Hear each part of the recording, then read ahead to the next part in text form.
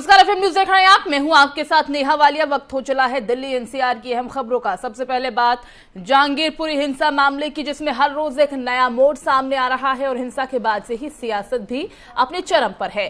सभी राजनीतिक पार्टियां आरोप प्रत्यारोप से पीछे हट नहीं रही। जहांगीरपुरी हिंसा के जो आरोपी हैं, उनकी गिरफ्तारी के बाद से कार्रवाई लगातार जारी है। अपडेट ताजा ये कि इन सभी आरोपियों को आज वीडियो कॉन्फ्रेंसिंग के जरिए कोर्ट में पेश किया जाएगा। साथ ही जहांगीरपुरी में तमाम जो विपक्षी दल हैं पीड़ितों से मिलने पहुंच रहे हैं। हालांकि उनसे मुलाकात होने नहीं दी जा रही ताकि माहौल खराब ना हो। जहांगीरपुरी में अमन कमेटी की भी बैठक हुई। बैठक में पुलिस के साथ साथ दोनों पक्ष के लोग मौजूद रहे। बैठक में यह फैसला लिया गया कि रविवार को तिरंगा यात्रा निकाली जाएगी, जिसमें यह फैसला लिया गया है शांति और अमन बरकरार रहे, कायम रहे, उसके लिए। अमन कमेटी ने बताया कि रविवार शाम 6 बजे तिरंगा यात्रा निकाली जाएगी। जहांगीरपुरी हिंसा मामले में दिल्ली पुलिस ने बड़ी कार्रवाई करते हुए 3 आरोपियों को गिरफ्तार किया है। इस पूरे मामले की मॉनिटरिंग दिल्ली पुलिस के कमिश्नर राकेश अस्थाना कर रहे हैं और आज वीडियो कॉन्फ्रेंसिंग के जरिए जहांगीरपुरी हिंसा के आरोपी अंसार, सलीम, गुलाम रसूल, दिलशाद को कोर्ट में पेश किया जाएगा। तो दिल्ली हिंसा मामले में पुलिस की बड़ी कार्रवाई। ये जो आरोपी आप देख रहे हैं, जिनकी तस्वीरें टीवी स्क्रीन पर आपको देखने को मिल रही हैं, इन सभी को आज वीडियो कॉन्फ्रेंसिंग के जरिए दिल्ली पुलिस कोर्ट में पेश करेगी। लगातार ये मामला तूल पकड़ता इसलिए भी नजर आ रहा है क्योंकि जिस तरह से यहां पर हिंसा हुई, माहौल बिगाड़ने की कोशिश हुई, ऐसे में तमाम विपक्षी दल जो उनका डेलीगेशन पहुंच रहा है लोगों से मुलाकात करने के लिए, बातचीत करने के लिए, उसे लेकर कह सकते हैं कि सियासत भी अपने चरम पर है। हालांकि जितने भी लोग वहां पहुंचे उनसे बातचीत नहीं करने दी गई। जो पीड़ित परिवार है उनसे मुलाकात नहीं हो पाई है, बातचीत हो नहीं पाई है। लेकिन ऐसे में अब बीते कल जो बैठक हुई है, उस बैठक में यह फैसला लिया गया है कि कल यानी रविवार को शाम 6 बजे तिरंगा यात्रा निकाली जाएगी ताकि जो माहौल है वो शांतिपूर्ण बना रहे, किसी भी तरह की कोई अप्रिय घटना दोबारा ना हो, शांति, चैन, अमन बरकरार रहे, जिसके चलते ये तिरंगा यात्रा कल निकाली जाएगी। अंसार की अगर बात की जाए, जो आरोपी इस मामले में, उसके खिलाफ मनी लॉन्ड्रिंग का केस है। आरोपियों की जो वीडियो कॉन्फ्रेंसिंग के जरिए आज पेशी होनी है, उसे लेकर भी हम आप तक अपडेट पहुंचाएंगे। तो दिल्ली हिंसा में ये बड़ी कार्रवाई पुलिस की तरफ से की गई है। सभी आरोपियों की आज वीडियो कॉन्फ्रेंसिंग के जरिए कोर्ट में पेशी होगी। 3 आरोपियों को इस मामले में बंगाल से पकड़ा गया है। आपको बता दें कि जो आरोपी हैं उनका कनेक्शन कहीं ना कहीं बंगाल से हो सकता है, ये बताया जा रहा है। तो दिल्ली पुलिस के कमिश्नर राकेश अस्थाना भी इस पूरे मामले की मॉनिटरिंग खुद कर रहे हैं। कोई भी पॉइंट बचना नहीं चाहिए। और इस पूरे मामले में, इस हिंसा के मामले में ईडी की भी एंट्री हो चुकी है। जी हाँ, अब ईडी की भी इस मामले में एंट्री हो चुकी है और मनी लॉन्ड्रिंग का केस अंसार के खिलाफ पहले से ही चल रहा है। तो पूरा मामला अब आगे बढ़ते हुए दिखाई दे रहा है।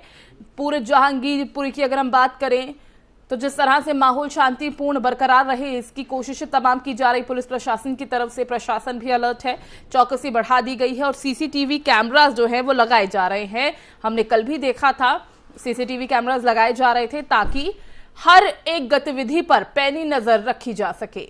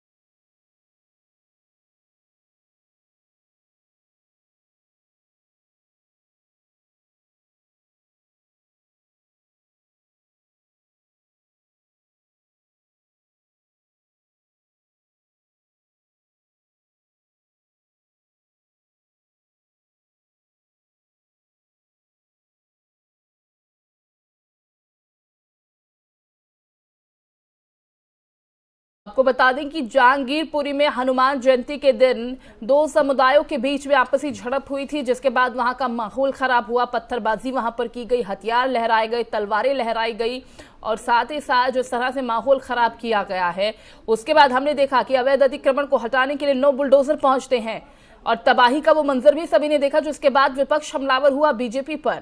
हालांकि कोर्ट की तरफ से फिर ये कह दिया गया कि यथास्थिति बरकरार रखी जाए। 2 हफ्ते के लिए यथास्थिति बरकरार रखी गई है, 2 हफ्ते तक बुलडोजर नहीं चल सकते। लेकिन जो पीड़ित परिवार हैं वो लगातार गुहार लगा रहे हैं इंसाफ की। उनका कहना है कि जो उनकी रोजी रोटी का एक जरिया था वो उनसे छीन लिया गया है और इसी के चलते विपक्ष हमलावर है सरकार पर। विपक्ष का कहना है कि जिस तरह से इनकी दुकानों को ढा दिया गया, बीजेपी से सवाल पूछा जा रहा है कि आखिर गरीब जनता की सुनवाई क्यों नहीं है। विपक्ष का लगातार कहना है कि वो जनता के साथ है। बात कांग्रेस की जाए तो कांग्रेस का डेलीगेशन अजय माकन के नेतृत्व में वहां पर पहुंचा था और वहां पर लोगों से बातचीत करने की कोशिश भी की गई थी। हालांकि बातचीत हो नहीं पाई वहां पर पीड़ित परिवारों से, तो उनका यही कहना रहा कि गरीबों के साथ अन्याय किया जा रहा है, उत्पीड़न उनका हो रहा है, लेकिन हम गरीबों के साथ है।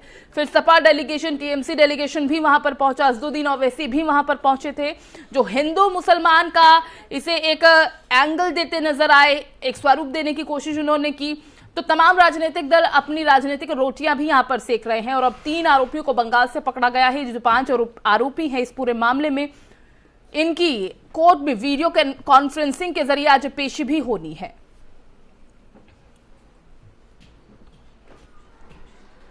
तो इसी पर ज्यादा अपडेट के लिए ग्राउंड जीरो से हमारे संवाददाता तोशी का रुख कर लेते हैं। तोशी, अभी तक की क्या अपडेट है, ताजा जानकारी आपके पास? बिल्कुल नेहा, अभी जहांगीरपुरी में जो स्थिति है वो बेहतर दिखाई दे रही है। कल के मुकाबले में अब भीड़ ज्यादा दिखाई दे रही है। बैरिकेडिंग जो है हटा दिए गए हैं, सुरक्षा बल, पैरामिलिट्री फोर्सेस है, उनकी संख्या भी कम कर दी गई है। लेकिन अगर हम अब आरोपियों की बात करते हैं तो अब 4 आरोपियों जिन पे एनएसए लगा हुआ है, अंसार सहित दिलशाद, इसके अलावा गुल्ली, ये तमाम वो आरोपी है जिनको लेकर आज सुप्रीम कोर्ट में सुनवाई होगी। वर्चुअल ये सुनवाई होने वाली है क्योंकि ये तमाम आरोपी रिमांड पर है। उनकी रिमांड आज खत्म हो जाएगी। इसी लिहाज से कस्टडी को बढ़ाने के लिए, रिमांड को बढ़ाने के लिए 3 बजे का वक्त है, जिसमें वर्चुअली वीडियो कॉन्फ्रेंसिंग के जरिए सुनवाई होगी और यहाँ पर कोशिश की जाएगी कि इनकी रिमांड को बढ़ाया जाए। जी ठीक है, अभी तक अहम जानकारी इसमें सामने आ पाई है क्या? आरोपियों की तरफ से पूछताछ में कोई खुलासा तोशी अभी तक हो पाया है? देखिए, आरोपियों को लेकर ये तमाम 25 आरोपी पूरे मामले पर पकड़े गए थे, जो कि अभी कुछ जुडिशियल कस्टडी में है और जो 5 आरोपी जिनमें एनएसए लगा हुआ है उनकी रिमांड आज खत्म होने वाली है। तो रिमांड को लेकर सुनवाई होने वाली है। इस लिहाज से अभी जो पूरा मामला दिखाई दे रहा है, क्योंकि कल अंसार को लेकर यहाँ पर पुलिस कमिश्नर की तरफ से यहाँ पर ये बोला गया था कि अंसार जो है ये इस पूरे मामले पर मुख्य आरोपी है।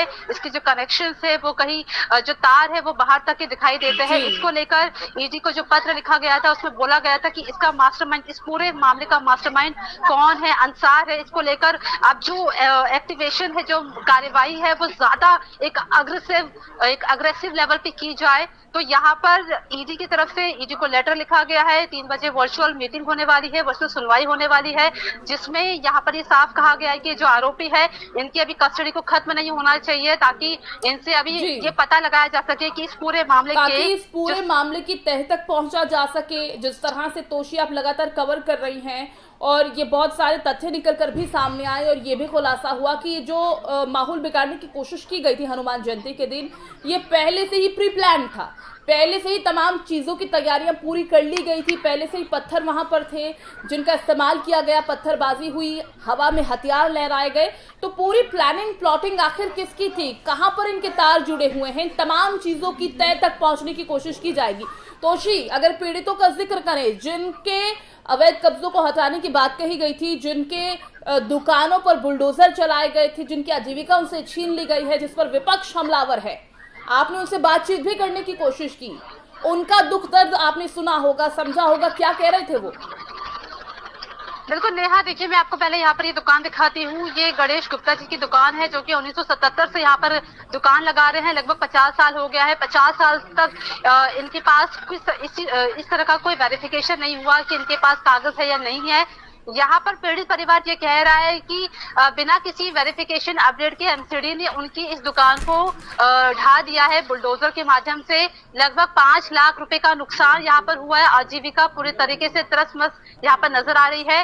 इसके अलावा एक मुस्लिम परिवार था परवीन, उनसे हमने बातचीत करी तो वो यही बता रही हैं कि हमारे पास कागज पत्र पूरे हैं लेकिन हमसे कोई बात नहीं की गई। अगर ये इलीगल इंक्रोचमेंट भी था तो एटलीस्ट आपको एक बार हमें बताना चाहिए था, हमसे पूछना चाहिए था कि आपके पास क्या कागज पत्र है, लेकिन ऐसा कोई भी वेरिफिकेशन यहाँ पर नहीं हुआ है।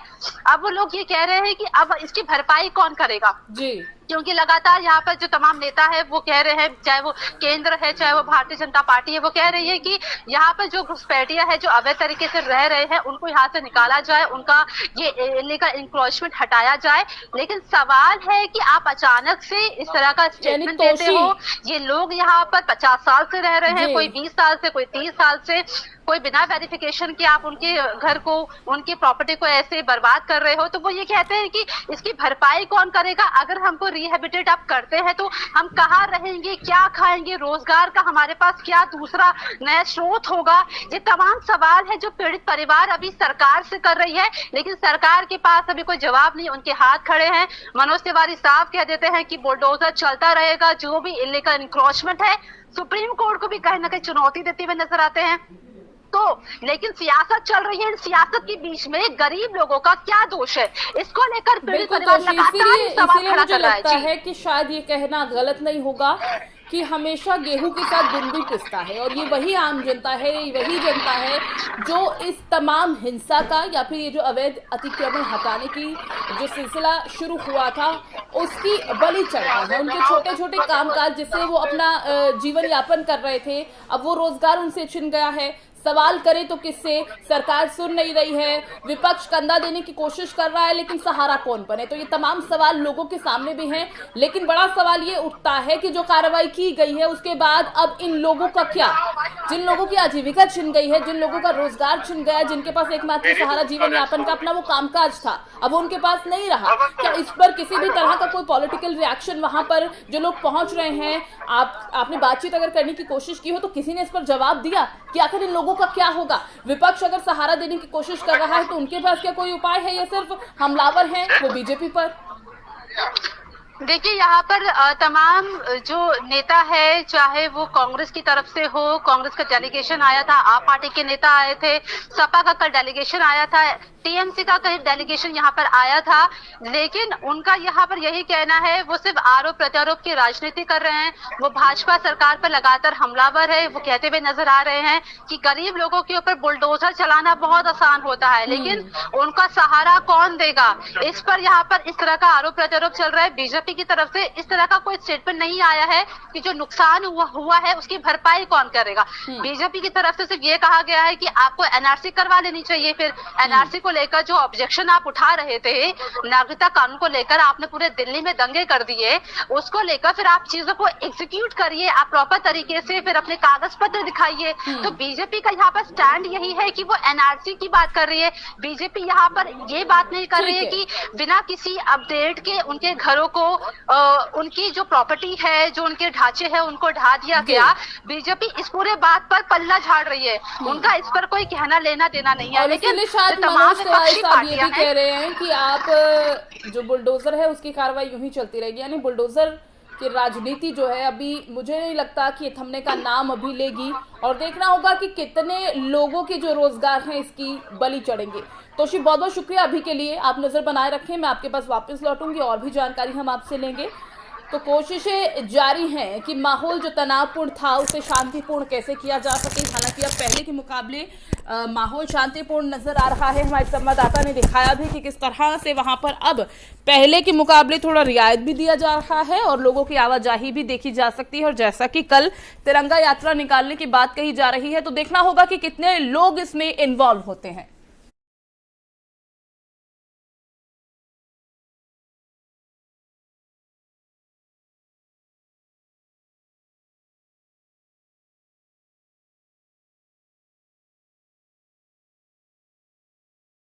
तो इस हिंसा के बाद दिल्ली नगर निगम अतिक्रमण हटाने के लिए कई दुकानों पर बुलडोजर चलाने पहुंचा था, जहां वहां पर स्थानीय लोग, जिनका ये पूरा रोजगार खत्म हो गया, जिनकी दुकानों को ढा दिया गया।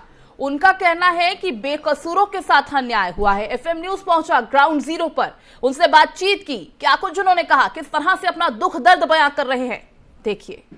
55 साल के गणेश गुप्ता जी जो कि जहांगीरपुर इलाके में रहते हैं और इलीगल इंक्रोचमेंट के तहत इनकी दुकान पर भी बुलडोज़र की गाज गिर गई थी।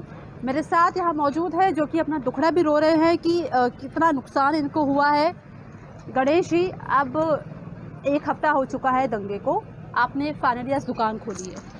ये हमारी दुकान जो है डीडीए से अलाटमेंट की दुकान है। सन 1977 से अब तक का सारा पेपर है, जो अलाट की थी वो पर्ची भी मेरे पास है। उस दिन ऐसा हुआ कि जब पहले भी अतिक्रमण हटाने आते थे, कागज़ देखते थे और चले जाते थे। उस दिन ऐसा हुआ कि जब आए बुलडोज़र ला के डायरेक्ट खड़ा कर दिए। फिर हमने पूछा, भाई एमसीडी का अफसर कोई आए, मेरा कागज़ लेके आया हूँ। वैसे तो मेरे को न्यूज़ के जरिए 10 बजे पता चल गया था। तो डेली की तरह, हमेशा की तरह मैं कागज़ लेके आ गया दुकान पर।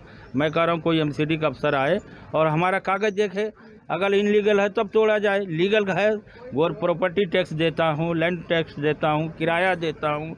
वो एमसीडी जो उसने तोड़ी उन्होंने लाइसेंस बना करके दिया हुआ है, बिजली पानी सब चीज़ लगा हुआ है। फिर भी तोड़ दिया? फिर भी तोड़ दिए। क्या काम करते हैं दुकान में आप? वो गुप्ता जूस करना है, जूस का और कोल्ड ड्रिंक का भी काम है इसमें, और यही एक मेरा जरिया है। कम बच्चों को 8 सदस्य हैं हमारे पास। अभी एक 25 नवंबर की लड़की की शादी है। हम तो बहुत परेशान हैं कि कैसे करेंगे, रोजी रोटी सब बंद पड़ा है। प्लस जो नौकर भी रहते थे उनका भी परिवार का गुजर बसर होता था इसी दुकान से। हमारे पास और कोई कमाई का जरिया नहीं। कितना नुकसान आपको हुआ है तो ये लगभग 5 लाख का नुकसान है जी। 5 लाख का नुकसान? 5 लाख का नुकसान है, क्योंकि देखिए पूरी ध्वस्त कर दी है ये सब। आगे देखिए शटर वटर जितने पर्दे लगे थे सब, अब क्या करें। तो अभी क्योंकि अब 1 हफ्ता हो चुका है, तो अभी यहाँ पर ढिलाई दिखाई दे रही है, आपने दुकान खोली है? नहीं, दुकान खोली नहीं है। मैं कुछ कागजात था यहाँ रह गया था, वो लेने आए। अभी दुकान बंद करेंगे आप? हाँ, अभी शटर नीचे करेंगे। नीचे करेंगे। अभी अब कल यहाँ पर तिरंगा यात्रा निकाली जाएगी दोनों समुदाय के लिए, हिंदू मुस्लिम। इलाके का माहौल क्या है अभी, क्या समझ में आ रहा है, और कल के लिए आप क्या सोच रहे हैं? हम क्या सोचे जी, ये तो सब गुंडा राज चल रहा है, बस दिखावा है सब। मैं तो यही कहूँगा, क्योंकि जब हमारा लीगल तोड़ दिए तो हम क्या कर सकते हैं। यहाँ पे इलाका, हालांकि ऐसा लीगल तोड़ना नहीं चाहिए इनको। पेपर दिखा रहा हूँ, पेपर देखने के लिए तैयार नहीं है। गुप्ता जी मतलब ये आरोप लगा रहे हैं कि इनके पास डॉक्यूमेंट पूरे थे, उसके बावजूद भी बिना किसी वेरिफिकेशन अपडेट की उनकी दुकान को मतलब बर्बाद कर दिया गया है। नहीं दिया गया मेरे को कि कोई नोटिस दें, ताकि हम अपना जो भी है कागज ले जाके उनके जहाँ कहें वहाँ दिखाएं। अभी आपने फिर पिटीशन याचिका दायर हाँ, सुप्रीम कोर्ट में डाल रखे हैं जी। क्या करें, लास्ट यही था हमारा, मुआवजे की मांग किए हैं बस जी हम, और हमारे उनसे कोई लड़ाई नहीं है। चलिए नुकसान कर दिए कोई बात नहीं, लेकिन हमारा मुआवजा मिलना चाहिए ताकि हम अपने बच्चों का गुजर बसर फिर दोबारा कर सकें। यहाँ पर हिंदू मुस्लिम दोनों रहते हैं। इलाके का इलाका मतलब कैसा है ये? इलाका क्या है, सही है, आपस में मिल के ही रहते थे पहले, लेकिन ये तो अचानक हो गया दंगा। तो कल दोपहर को, कल दिन को यहाँ पर तिरंगा यात्रा निकाली जाएगी। कितना सद्भावना आप इसे समझ रहे हैं, क्या रहेगा? देखो जी, जो दंगा करने वाले होते हैं वो तिरंगा में कोई नहीं शामिल होता है। दंगाई तो दंगा करके चले जाते हैं। शरीफ लोग आते हैं जो कि समझौता कराते हैं, ये लोग करते हैं। दंगाई कोई नहीं शामिल होता है, वो तो उनका काम जो करना है वो करके चले जाते हैं। 4 दर्जन गरीब आदमी इसमें पीसा जाता है, दुकानदार पीसे जाते हैं, बस ही। तो कोई आपके पास आया नेता, कोई आपसे मिलने? कोई मिलने नहीं आया जी, कोई नेता नहीं आया मेरे मिलने के। हाँ, कोई संतावना बीएचपी की तरफ से या बीजेपी की तरफ से या कोई कांग्रेस की तरफ से? किसी भी पार्टी से कोई भी नहीं आया, कोई भी नहीं आया। हमारी दुख दर्द सुनने तक नहीं आया कि क्या हुआ, क्या नहीं हुआ, कैसे हुआ, कोई सुनने नहीं आया। 4 दर्जन से ज़्यादा यहाँ पर दुकानों को ढाया गया है। हिंदू परिवारों में 2 दुकानें थी? 2 दुकानें हिंदू परिवार में थी। एक आपकी है और दूसरी? एक सामने वो उधर दिखाई दे रहा है, ये दिलीप कुमार सक्सेना। दिलीप कुमार जी, उनका नुकसान कितना हुआ है? अब तो वही बताएंगे जी, वो तो वही बताएंगे। चलिए, तो आपको उम्मीद है कि जो सुनवाई आपने सुप्रीम कोर्ट में आपने याचिका दायर करी है उस पर कोई सुनवाई होगी? अब सुप्रीम कोर्ट पर तो सब लोगों का विश्वास होता, हमारा भी विश्वास है, विश्वास पे ही तो हम सुप्रीम कोर्ट गए हैं। चलिए, बहुत शुक्रिया। तो ये गणेश गुप्ता जी है जिनकी दुकान में 5 लाख रुपए तक का नुकसान हो गया है। डॉक्यूमेंट्स पूरे थे और अब ये अपना गुस्सा निकाल रहे हैं राजनेताओं से लेकर मीडिया तक भी कि इनकी बात को तरीके से नहीं पहुंचाया जा रहा है। हालांकि कल रविवार को यहाँ पर तिरंगा यात्रा निकाली जानी है। सुबह 10 बजे इसको लेकर ये साफ कह रहे हैं कि दंगाइयों का कोई धर्म नहीं होता, वाकई में कोई धर्म नहीं होता, दंगाई दंगाई होते हैं। और इसी लिहाज से लेकिन ये अपील की जा रही है कि सद्भावना यहाँ बनी रहे। हिंदू मुस्लिम दोनों पक्ष यहाँ पर तिरंगा यात्रा को निकालने वाले हैं। कैमरा पर्सन अंगद के साथ तोशी मंडोला, FM न्यूज़, नई दिल्ली। 55 साल के गणेश गुप्ता जी जो कि जहांगीरपुर इलाके में रहते हैं और इलीगल इंक्रोचमेंट के तहत इनकी दुकान पर भी बढ़ते हैं आगे और अब बात करेंगे बढ़ती महंगाई की। CNG और PNG के दाम एक बार फिर बढ़े हैं। CNG पर 3 रुपए और PNG पर 2 रुपए की बढ़ोतरी हुई। इससे पहले 31 मार्च को भी इनके दाम बढ़े थे। बात आगरा की करें तो यहाँ के ग्रीन ग्रास लिमिटेड के जो चीफ हैं प्रोजेक्ट मैनेजर विनय भारद्वाज, उन्होंने बताया कि अब तक लोगों को 86 रुपये 53 पैसे प्रति किलोग्राम से CNG और 47 रुपये SCM के भाव से ये अब मिल पाएगी। पेट्रोल डीजल के बढ़ते दामों के बीच CNG और PNG भी महंगी हो गई है। CNG पर 3 रुपये और PNG पर 2 रुपये की बढ़ोतरी हुई है। शनिवार के सुबह 6 बजे से नई कीमतें लागू हुई। आपको बता दें कि 24 दिन की बात करें तो CNG पर 14 रुपये 3 पैसे और PNG पर 8 रुपये 50 पैसे के दामों में अभी तक बढ़ोतरी दर्ज की गई है। इसी पर ज़्यादा बातचीत के लिए हमारे संवाददाता अजीत का रुख कर लेते हैं। अजीत दिल्ली से लाइव हैं इस वक्त हमारे साथ। अजीत, CNG और PNG की बढ़ते कीमतें मानो कि अब लोगों के गले की फांस बनी हुई है। समस्या पैदा होती जा रही है, कीमतें बढ़ती जा रही हैं। ऐसे में लोगों का क्या रिएक्शन है? अजीत जी हाँ, आवाज आ रही है जी। फिलहाल अब दिल्ली में मौजूद हैं। बढ़ती कीमतों के चलते लोगों का क्या रिएक्शन है अजीत? बिल्कुल, यहाँ बताना चाहूंगा दिल्ली में जिस तरीके से लगातार जो CNG के दाम बढ़ रहे हैं उससे कहीं ना कहीं जो लोगों की जो जेब ढीली हो रही है उससे साफ तौर पर लोगों का कहना है कि महंगाई की मार है, लगातार महंगाई बढ़ रही है और ऐसे में लगातार CNG के दाम बढ़ना कहीं ना कहीं सीधा उनकी जेब पर डाका डालने का काम कर रहा है। जी हाँ, ठीक है अजीत, यानी लोग परेशान हैं। बहुत बहुत शुक्रिया फिलहाल के लिए, इस तमाम जानकारी के लिए। तो आपको बता दें कि CNG PNG की बढ़ती कीमतों की वजह से आम जनता बेहद परेशान है, त्रस्त है। और जिस तरह से महंगाई बढ़ रही है, लोगों का यही कहना है, महिलाओं का कहना है कि उनके किचन का पूरा बजट बिगड़ गया है। और टैक्सी और कैब चालकों की अगर बात की जाए तो उनका कहना है कि यात्री अपने किराए में इजाफा नहीं कर रहे हैं, बढ़ोतरी नहीं कर रहे हैं, लेकिन हमें इतनी महंगी CNG भरवाने की वजह से हमारी जेब पर इसका सीधा असर पड़ रहा है।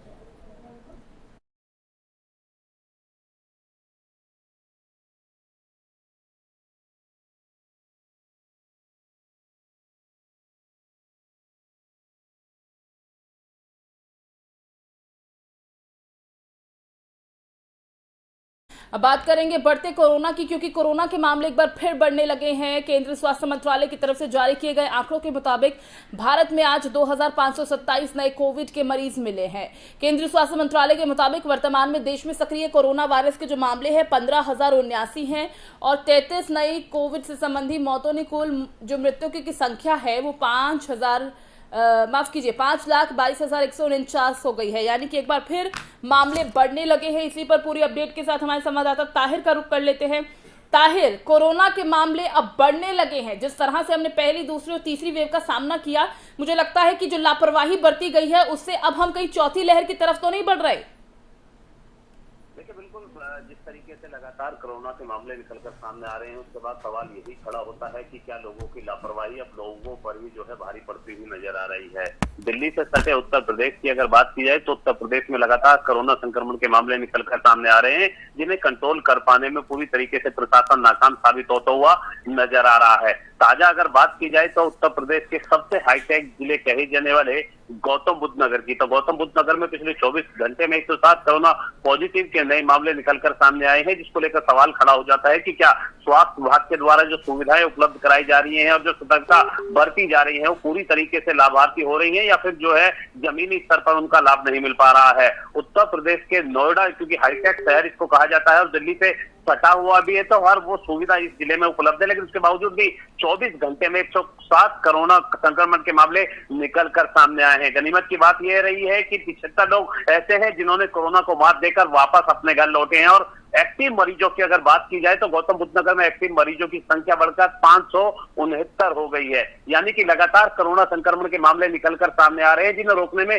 प्रशासन नाकाम साबित होता हुआ नजर आ रहा है। प्रशासन के आला अधिकारियों से मेरी बात हुई है। प्रशासन के आला अधिकारियों का साफ तौर पर कहना है कि वो लगातार जो है कोरोना गाइडलाइंस का पालन कराने के आदेश जारी कर चुके हैं। लोगों को जो है हिदायत दी जा रही है वो को एनसीआर में जो है मास्क का इस्तेमाल करें, लेकिन उसके बावजूद भी बड़े पैमाने पर ऐसे लोग हैं जो मास्क का इस्तेमाल नहीं करते हैं। भीड़ भाड़ वाली जगहों पर जो 2 गज की दूरी का जो है पालन नहीं किया जा रहा है। इसके साथ ही स्वास्थ्य विभाग बड़ी लापरवाही उस समय देखने को मिलती है जब अस्पतालों में ही इसमें कहीं ना कहीं सरकार की भी ये नाकामी इसलिए है क्योंकि जब हम कोरोना पे कंट्रोल पाना शुरू हो चुके थे, मामले कम होने लगे थे, ऐसे में मास्क को कंपलसरी जो किया गया था वो कंपल्शन हटा दिया गया। यानी आप मास्क के बिना भी घूम सकते हैं और उसका नतीजा ये रहा कि एक बार फिर मामले बढ़ने लगे हैं। न सिर्फ देश की राजधानी दिल्ली में बल्कि अन्य शहरों से भी इस तरह के रोजाना बढ़ते मामलों की खबर हम अपने दर्शकों तक पहुंचा रहे हैं। ताहिर, फिलहाल के लिए बहुत बहुत शुक्रिया आपका इस तमाम जानकारी के लिए। तो आपको ये भी बता दें कि दिल्ली की अगर बात की जाए तो यहाँ पर अगर आप मास्क नहीं पहनते हैं तो 500 रुपये जुर्माना आपको देना होगा। और आज देश में कोरोना के जो मामले हैं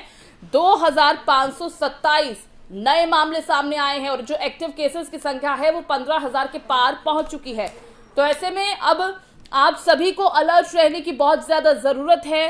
कोशिश कीजिए कि आप कोरोना के जितने भी गाइडलाइंस हैं उनका पालन करें। 2 गज दूरी बहुत ज्यादा है जरूरी और मास्क बिना लगाए आप बाहर ना निकले। इसलिए एहतियात बरतें, सतर्क रहें ताकि इस बीमारी से निजात पाई जा सके। फिलहाल इस बुलेटिन में बस इतना ही। बाकी खबरों के लिए आप बने रहिए FM न्यूज के साथ। दीजिए इजाजत और देखते रहिए FM न्यूज। नमस्कार।